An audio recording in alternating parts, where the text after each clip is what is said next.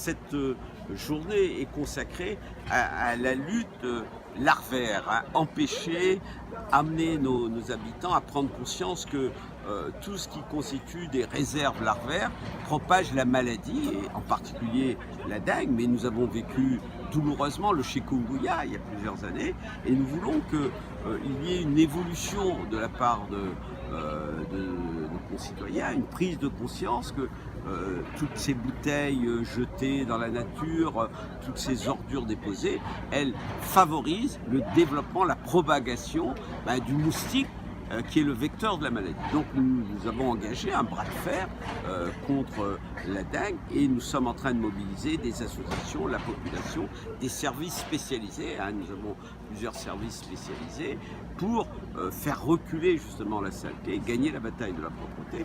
Donc ici dans la ravine Bankoul, alors que les ravines sont de la compétence de l'État, mais l'État a transféré la charge aux communes. Donc nous, évidemment, qui avons comme compétence la santé de notre population, nous avons saisi cette tâche supplémentaire, et nous déployons des moyens avec aussi des entreprises spécialisées, notamment dans l'élagage, pour rendre Saint-Denis propre et attirer la population pour être partenaire quartier par quartier. Donc c'est ce travail de prise de conscience, d'information, de focalisation sur les parties du territoire où la maladie se propage, donc les ravines, avec des dépôts, avec des encombrants qui favorisent la propagation. Donc nous sommes là-dessus, et bien sûr ça va précéder, mais on évoquera la semaine prochaine, la répression, parce que quand les gens sont avertis, prévenus, qu'on leur donne la marche à suivre et que,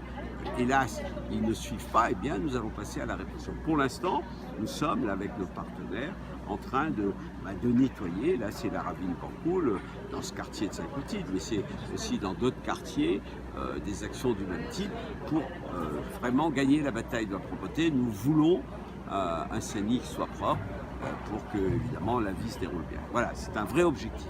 C'est plusieurs millions, notre budget d'environnement. L'élagage seulement, c'est 500 000 €.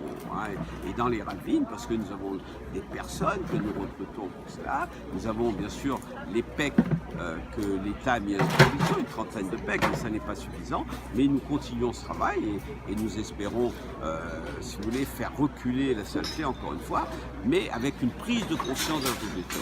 Nous savons que nous n'aurons jamais les moyens budgétaires de régler le problème sans la population. Je pense qu'il faut l'admettre que les changements de comportement ne vont pas s'opérer rapidement. Donc nous allons réfléchir à une méthode pour éviter que des milliers de canettes de boissons soient jetées dans la nature, mais que les gens ont du mal à faire les 10, les 20 mètres, les 50 mètres pour mettre dans le bac à verre. Donc nous allons mettre un plan B à côté des bacs à verre.